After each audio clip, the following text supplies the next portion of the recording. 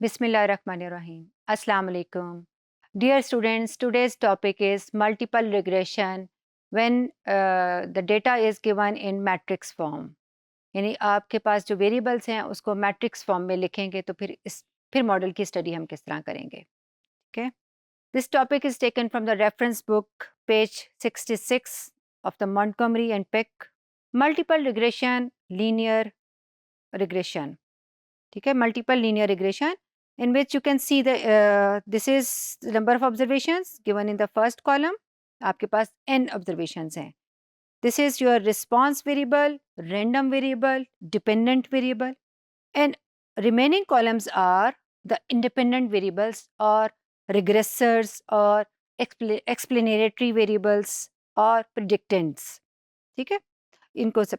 अब आप देखिए इनमें सब में ही आपके पास जो है नंबर ऑफ ऑब्जर्वेशंस n है. ठीक है, x1 to xn, x2 to इसके साथ पहला सबस्क्रिप्ट जो है वो आपका काउंट का है और जो दूसरा सबस्क्रिप्ट है वो आपके वेरिएबल का है. ठीक है, तो आपके पास कितने वेरिएबल्स हैं इसमें? k वेरिएबल्स हैं. तो x1 x2 up to xk. k means के k कम से कम 2 जरूर होने चाहिए. 2 नहीं है तो फिर ये मल्टीपल से आपका सिंपल की तरफ आ जाएगा. तो अगर एक वेरिएबल हुआ, अगर 2 वेरिएबल्स हैं तो अब आपका ये सिनेरियो जो है वो मल्टीपल का है. तो k की वैल्यू है वो मिनिमम 2 होनी चाहिए और ज़्यादा भी हो सकती है, 2 3 4 5 जितने भी आप इसमें इंडिपेंडेंट वेरिएबल्स रखना चाहें. तो इससे हम मैट्रिक्स फॉर्म में इस तरह से लिखेंगे. जी, आपका मॉडल है मल्टीपल रिग्रेशन मॉडल, ये आप पहले भी देख चुके हैं, जिसमें आप देखिए कि y आपका डिपेंडेंट वेरिएबल है, बीटा नॉट इंटरसेप्ट, और जितने इंडिपेंडेंट वेरिएबल्स हैं आपके x1 x2 xk उतने ही आपके रिग्रेशन कोफिशिएंट्स यहाँ पर दिए हुए हैं. ठीक है, और पहला कोफिशिएंट जो है उसको हमने अल्फा भी कह सकते हैं और बीटा नॉट भी कह सकते हैं. ठीक है, और ये सारे जो हैं आपके रिग्रेसर्स दिए हुए हैं और आपके बीटाज जो हैं उन्हें हम रिग्रेशन कोफिशिएंट्स कहते हैं. ठीक है, अच्छा, अब आप देखिए यही जो हमारे कॉलम्स की फॉर्म में दिए हुए थे, तो जो पहला कॉलम रिस्पॉन्स का कॉलम है ये हम एक वेक्टर बना लेंगे. उसके बाद जितने आपके रिग्रेसर्स के कॉलम्स हैं 2 3 4 5 जितने भी हैं उन सबका एक मैट्रिक्स बन जाएगा. हम इसे किस तरह से लिखेंगे ये देखिए. पहला आपका जो वेक्टर है वो किसका है? रिस्पॉन्स वेरिएबल का.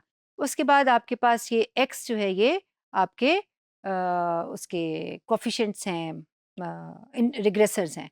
और रिग्रेसर्स के साथ आप ये देखिए, अगर मॉडल देखते हैं आप, Y is equal to beta not plus beta one X one plus beta two X two so on. ठीक है, अब आप देखिए बीटा नॉट का कोफिशिएंट क्या है? 1 है ना. ठीक, तो आपके पास ये 1 आ गया. ठीक, और इसी तरह से इसको जब हम एक्सपैंड करते हैं x1 को तो ये आपके पास सारे उसके ऑब्जर्वेशंस हैं. फिर x2 को जब आप एक्सपैंड करते हैं तो ये उसकी सारी ऑब्जर्वेशंस हैं. यानी एक आपके पास जो फिक्स वेरिएबल है x1 और x2, उनका जब भी आप डेटा लोगे तो पूरे कॉलम में आपके पास जो रिकॉर्ड्स आएंगे या नंबर ऑफ ऑब्जर्वेशंस आएंगी वो ज़्यादा आएंगी. लेकिन वेरिएबल तो एक एग्जिस्ट कर रहा है, उसकी सारी ऑब्जर्वेशंस को हम इस तरह से इस मैट्रिक्स के एक कॉलम में शो करेंगे. और पहले वंस जो हैं वो क्या शो कर रहे हैं कि हर बार आपके पास बीटा नॉट का कोफिशिएंट क्या आएगा?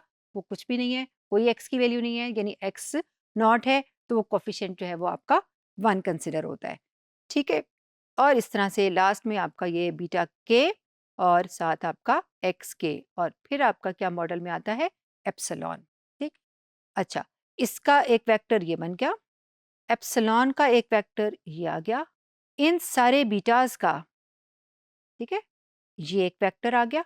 3 वेक्टर्स की फॉर्म में आपको दिए हुए हैं और ये जो आपके इंडिपेंडेंट वेरिएबल्स हैं इसको इस मैट्रिक्स की फॉर्म में लिखा हुआ है. ठीक है, ये बात आपको समझ आ गई कि किस तरह से हमने मॉडल के अंदर जो डेटा गिवन होगा y x1 x2 अप टू xn, और इसके बाद हम इसके जो रिग्रेशन कोफिशिएंट्स इसके साथ जो मल्टीप्लाई हो रहे हैं उसका भी वेक्टर होगा.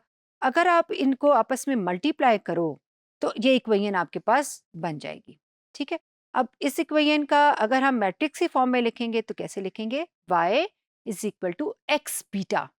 अगर आप एक्स और बीटा इन दोनों को मल्टीप्लाई करो तो आप देखिए कि जितने उसकी कॉलम्स में होते हैं वो उतनी ही बीटा की रोज हैं, ठीक है, ये उतनी ही रोज हैं, ये k+1 रोज होंगी। और इसमें जो आपके पास ऑर्डर है वो भी k+1 into N, N number of rows, और कॉलम्स जो हैं वो k+1 है। जितने इसके कॉलम्स हैं उतनी ही इसकी रोज होंगी। तो अब आप इसमें मल्टीप्लाई करेंगे तो आपके पास एक्स बीटा आ जाएगा। यानी इस सारे को जो आपने यहाँ पर लिखा हुआ है वो इस फॉर्म में एक्स बीटा की फॉर्म में लिखेंगे, और एप्सिलॉन एप्सिलॉन ही लिखा हुआ है और वाई वाई ही लिखा हुआ है, ये दोनों आपके एज इट इज रहेंगे। ठीक है, होपफुली आपको ये बात समझ आ गई होगी कि हमने किस तरह से मॉडल को मैट्रिक्स की फॉर्म में लिखा है। ठीक, इसके बाद हम देखते हैं कि आगे कैसे करेंगे। आपने least square method multiple regression में पढ़ लिया हुआ है। इससे पिछले लेक्चर में हमने मॉडल को टू रिग्रेसेस कंसिडर करते हुए लीस्ट स्क्वेयर एस्टिमेट्स उसके फाइंड आउट किए थे। अब आप और किस तरह से लीस्ट स्क्वेयर फाइंड आउट किए थे, sum of square of residuals find out करके उसको डिफरेंशिएट किया था with respect to unknown values जो कि आपके बीटाज थे, ठीक है, और उसके साथ डिफरेंशिएट करने के बाद इक्वेट कर दिया था जीरो के। अगर आपके तीन आपके पास अननोन वैल्यूज हैं, beta not, beta one, beta two, तो फिर आपके तीन नॉर्मल इक्वेशंस बन रही थी डिफरेंशिएट होने के बाद। ठीक है, अब हम यहाँ पर दो की बात नहीं कर रहे हैं, हम कह रहे हैं हमारे पास के इंडिपेंडेंट वेरिएबल्स हैं। तो के के लिए तो के नॉर्मल इक्वेशंस बहुत ज़्यादा हो जाएंगी और हम उनको साइमल्टेनियसली सॉल्व नहीं कर सकते। तो हम मैट्रिक्स को यूटिलाइज करते हैं और उसको मैट्रिक्स के थ्रू सॉल्व करते हैं। तो लीस्ट स्क्वायर का जो मेथड है वो वही है कि to minimize sum of square of residuals. तो sum of square of residuals क्या है, एरर्स आपके रेजिड्यूल्स हैं, उसका पहले स्क्वायर किया फिर उसका सम कर दिया। इसको एस बीटा की फॉर्म में भी शो कर सकते हैं या सम ईटा स्क्वायर भी लिख सकते हैं। सम ईटा स्क्वायर को जब हम मैट्रिक्स की फॉर्म में लिखेंगे तो ईटा प्राइम ईटा लिखेंगे। अब आप देखिए कि ईटा इस तरह से लिखा हुआ था आपका, ठीक है, यानी eta one, eta two, up to eta N.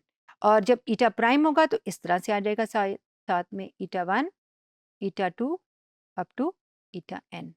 ठीक है, तो अब आप इनकी देखिए कि मल्टीप्लिकेशन एग्जिस्ट करेगी तो ये क्या बन जाएंगे, स्क्वायर्स बन जाएंगे।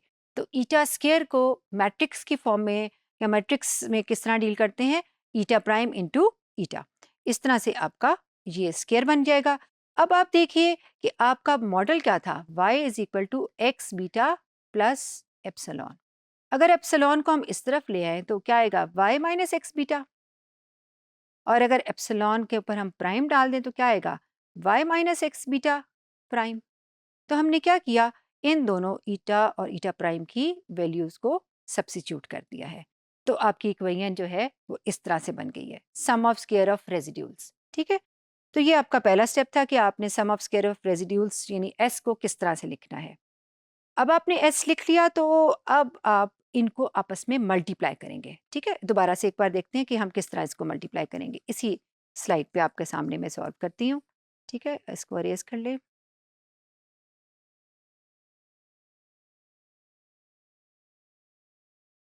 अच्छा, अब आप देखिए कि y और उसके ऊपर प्राइम है और फिर ये y, तो मल्टीप्लाई होके क्या आएगा, y प्राइम y। अच्छा, अब आप क्या करेंगे, इसका पूरे का लेंगे प्राइम, तो पहले आपका आ जाएगा बीटा प्राइम एक्स प्राइम। ठीक है, क्योंकि क्योंकि ये जो प्राइम अप्लाई करते हैं तो बाद वाला पहले लिखा जाता है। ठीक, और इसको मल्टीप्लाई किससे करेंगे, इसके साथ करेंगे और फिर इसके साथ भी करेंगे। ठीक है, तो पहले हम इस पहले y के साथ कर लेते हैं, तो minus beta prime X prime into Y.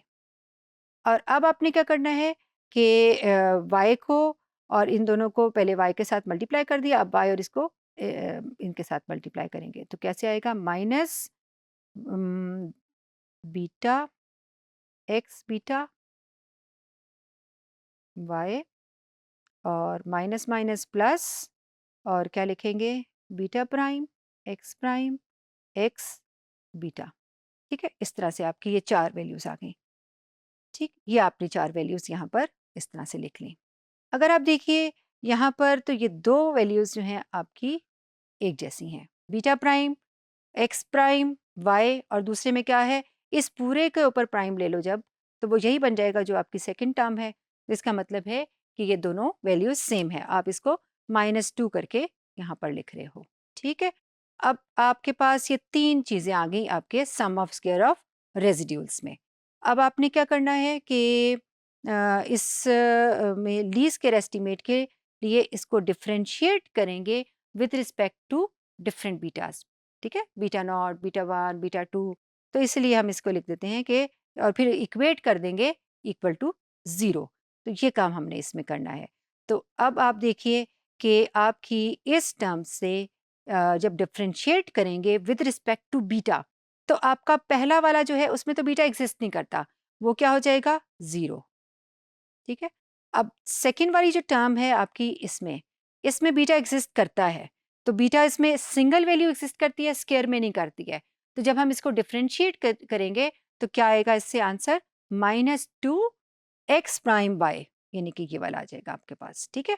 और फिर जब थर्ड वाला, जब इसमें दो बीटाज हैं, बीटा प्राइम भी है और बीटा भी है, यानी ये स्क्वायर क्वांटिटी है। जब स्क्वायर क्वांटिटी हो तो आप जब उसे डिफरेंशिएट करते हैं तो उसका 2 जो है, यानी आपके पास अगर इस तरह से लिखा हो तो आपका आंसर जो है डिफरेंशिएट करके 2 बीटा आएगा। यही काम हमने यहाँ किया है, और उसका जो कोफिशिएंट है वो सेंटर में आपका x प्राइम x है, वो x prime x as it is आ गया। तो इस तरह से आपने जब with respect to beta differentiate किया तो आपके पास ये 2 वैल्यूज़ आ गई, और आपने इस पूरी इक्वेशन को इक्वल टू 0 सब्स्टिट्यूट कर दिया, ठीक है। अब आप सब्स्टिट्यूट जब कर देंगे तो अब आपके पास जो है ये रिजल्ट रहेगा, क्योंकि आपने देखा दोनों में -2 एक में -2 था, एक में +2, तो वो कैंसल आउट हो जाएगा, एक इक्वेशन के राइट साइड पे चला गया और एक लेफ्ट साइड पे, ठीक है। अब यहाँ से भी देखिए तो बीटा यहीं रह जाएगा आपका, और x प्राइम x जो है वो इसके साथ मल्टीप्लाई हो रहा है, जब इस साइड जाएगा तो वो इसके ऊपर इन्वर्स आ जाएगा, ठीक है। तो ये अब आपके पास नॉर्मल इक्वेशंस बन गई हैं। ये ठीक है, बीटा हैट आप किस तरह फाइंड आउट करोगे, beta hat is equal to X prime X inverse X prime Y. ये आपके एलएस एस्टिमेटर्स हैं बीटा के, ठीक है। बीटा हैट यानी कि ये आपकी नॉर्मल इक्वेशंस का सोल्यूशन यहाँ पर इस तरह से आया है, ठीक है। तो बीटा हैट का रिजल्ट आप इस इक्वेशन से फाइंड आउट कर सकते हो। अगर 3 बीटाज़ हैं तो आपके पास 3 रिजल्ट्स इसके अंदर आएंगे, यानी ये एक वेक्टर बन जाएगा आपके पास। फाइनली वेक्टर में 3 रिजल्ट्स आ रहे होंगे। पहला रिजल्ट आपका बीटा नॉट का होगा, दूसरा बीटा 1 का, और तीसरा बीटा 2 का। इस तरह से आप अपने नॉर्मल इक्वेशंस बनाने के बाद उसको सॉल्व कर सकते हैं। आपको डेटा एक्स और वाई की फॉर्म में दिया जाएगा, पहले आप उसे मैट्रिक्स के फॉर्म में लिखोगे, और फिर उसे मैट्रिक्स की कैलकुलेशंस के साथ सॉल्व करके और फाइनली बीटा कैलकुलेट कर लोगे। लेकिन इसके लिए एक प्री रिक्विजिट ये है कि आपको मैट्रिक्स की मल्टीप्लिकेशन और उसका इन्वर्स जो है वो कैलकुलेट करना आता हो। Thank you so much.